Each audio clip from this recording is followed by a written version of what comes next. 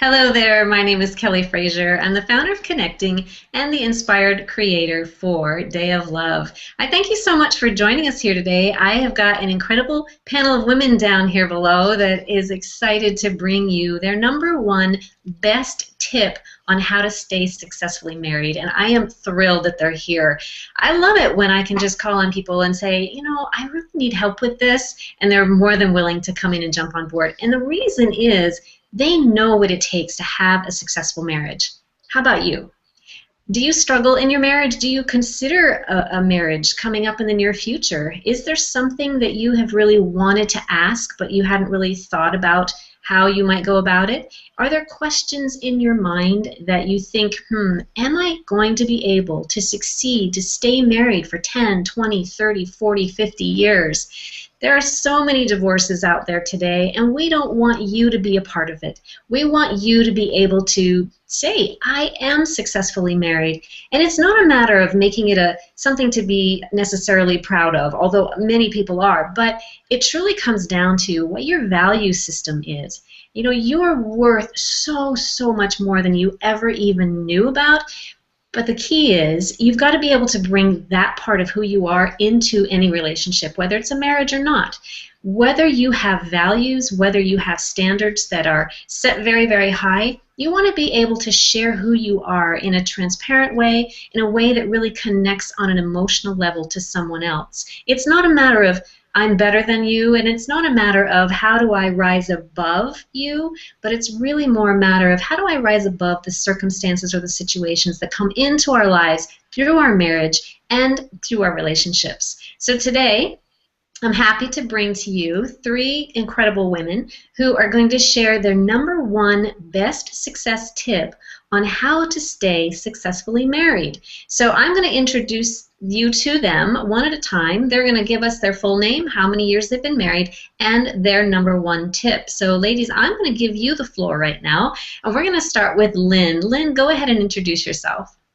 Hi, I'm Lynn Jordan, and I've been married for almost 29 years. I'm also, excuse me, I'm also a romance writer and a publishing coach, and I work with romance writers as well as others. So I am really familiar with the romance fantasy. And, unfortunately, a lot of people go into marriage believing that fantasy. Well, reality looks a whole lot different.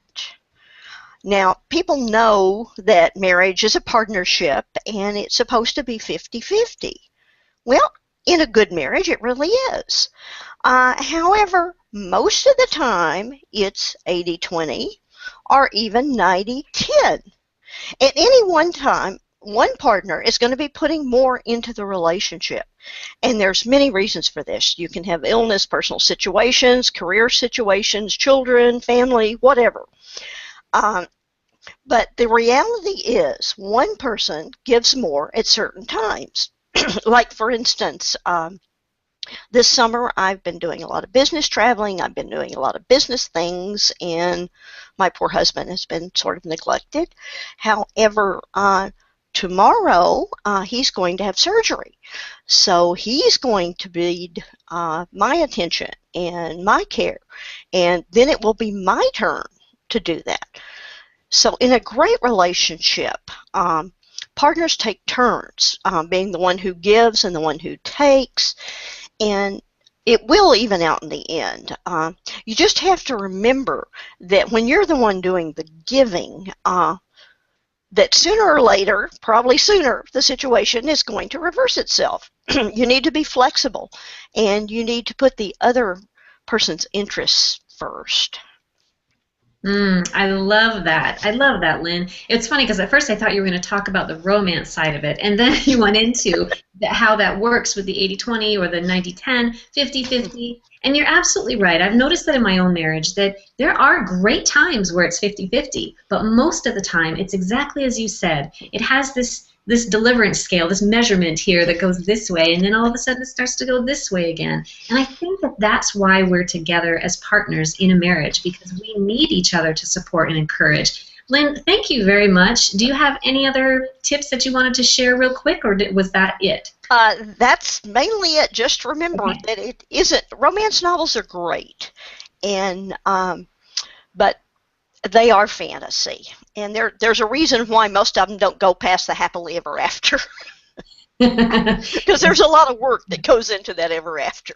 This is very, very true. All right. Well, thank you so much. I think that's great advice. Great advice to remember to always know that it's not going to be that 50-50 or even 100-100. That's why everyone says, well, no, wait a minute. It's more like 100-100. Each one of you have to give 100%. And I agree with that too. It is a matter of giving 100% in a marriage. So thank you. All right. We're going to move on to Eleanor. Eleanor, you have the floor. Hi, my name is Eleanor Pryor, and I've been married a little over 12 years. This is actually my second marriage, so we're a blended family, and of yours, mine, and ours. And the one thing that I could say, or would say, or suggest is a lot of people go into marriage now thinking, oh, it doesn't work out, I've got an easy way out. And they don't account for everybody that is involved or the children or anything like that.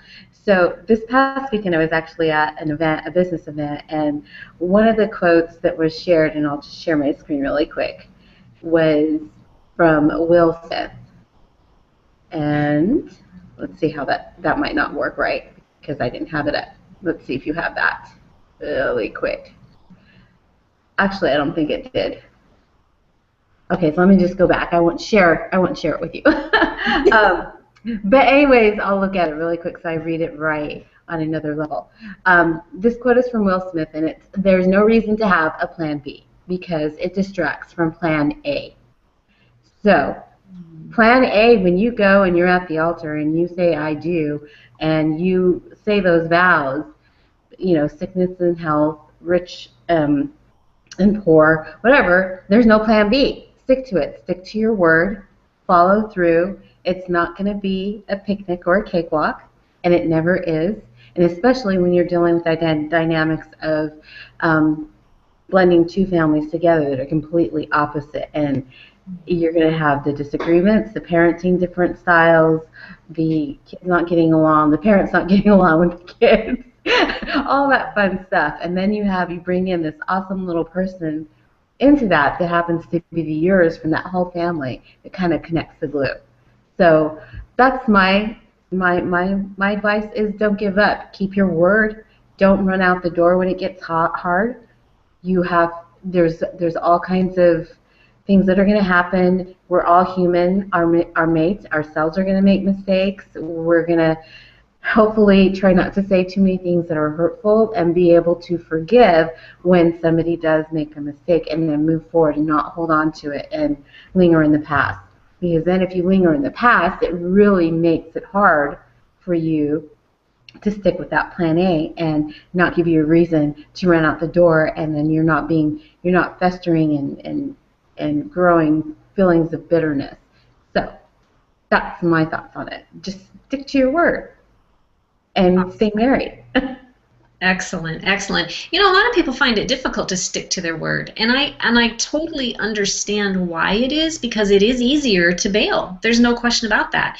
And I also think that once we can kind of move beyond that, and I'm going to call it what it is, the selfishness of just running, because we get into this fight or flight mode, and I won't go into the psychology of all that, but I think it is so easy, so much easier to run or to jump or to bail or to hide or whatever than what it is to just step forward and say, you know what, I committed to you, I am here 100% no matter what. Mm-hmm. And that, when you hear words like that, especially for a wife to hear words like that, that just means the world to them. If you've never said words like that to your spouse, time to change that. It really does make a huge, huge difference. Wouldn't you agree, ladies? Yes, absolutely. It does. Yeah. All right. Well, thank you so, so much, Eleanor. I really appreciate it. We're now going to move on to Melissa. Melissa has come to share some words of advice and some wisdom as well. Melissa, thank you for being here. Thanks. It's my pleasure. So, the screen's not flipping, but that's okay.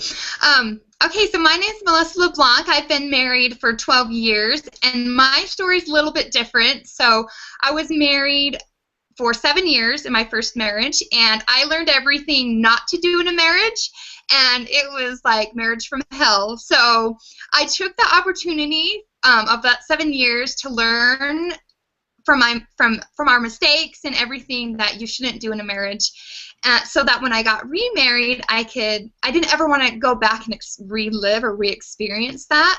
So I took it and I flipped it, and I've learned so many things. And so I've been married for 5 years now, and it's an amazing marriage, and my husband and I are literally best friends. So my number one tip for you guys would be to both of you guys be 100% vulnerable in your relationship.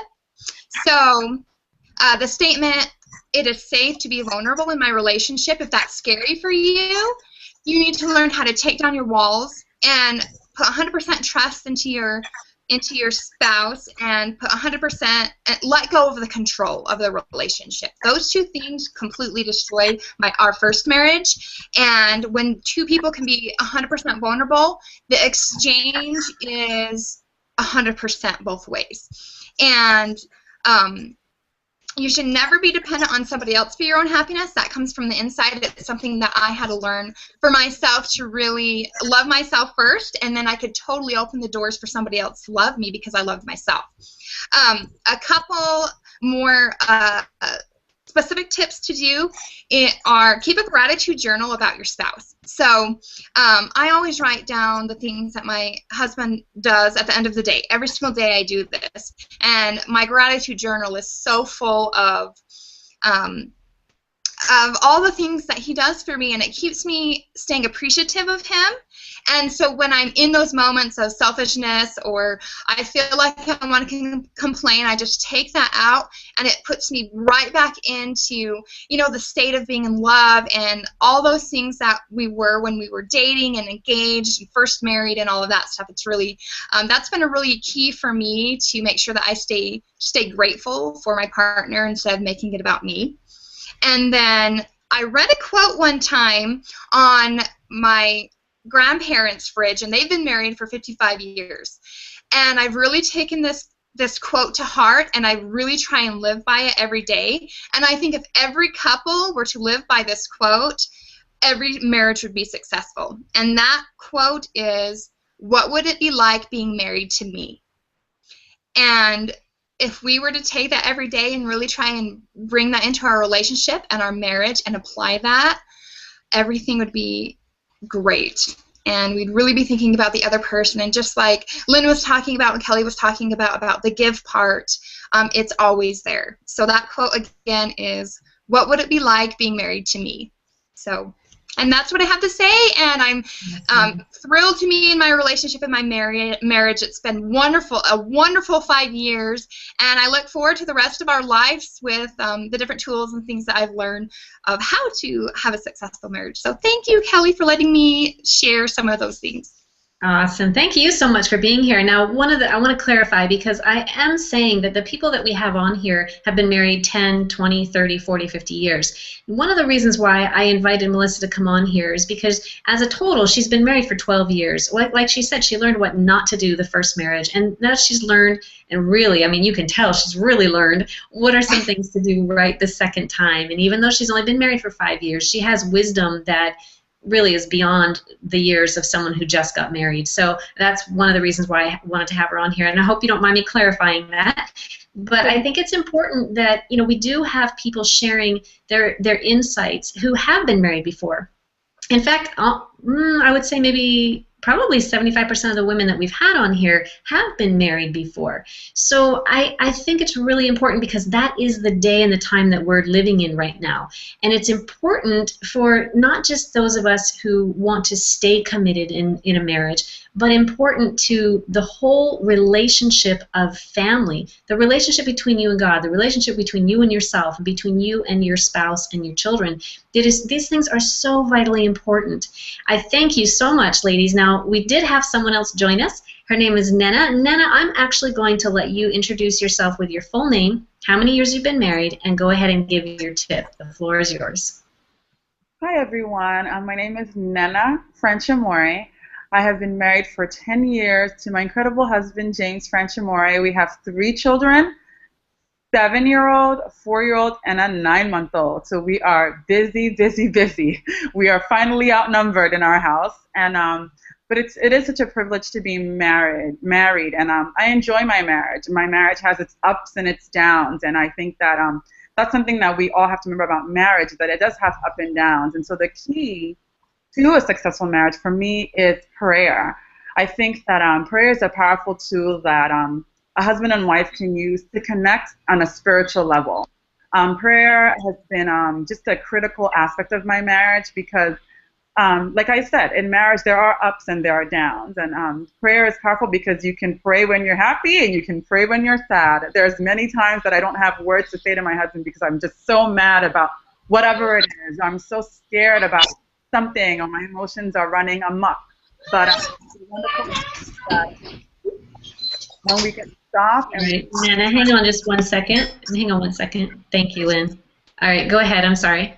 yeah, so when we can just take the time every day to stop and connect, not just to each other, but to God, it really brings it really helps us to be intimate. It really helps us to be close. And I was talking with Kelly earlier just about how prayer is actually, I find, really sexy. I love when my husband prays. I feel like it's a very humble state of being for him, just to hear him tell God about our children and the things that he dreams for them or what he wants. I think that leads to another great tip I'm sure people talk about all the time, with sexual intimacy, which is a really important part of marriage. But I think that we pray all the time about everything. I think it's a time that we get to be close to each other, that we get to hear each other's fears. I think that for my husband too, and I think for not all men, but for a lot of men, it's hard to get to that emotional state and connect. And I think sometimes as women, we are the talkers, and we know what we feel and what we think, and we can tell our husband 50 million things.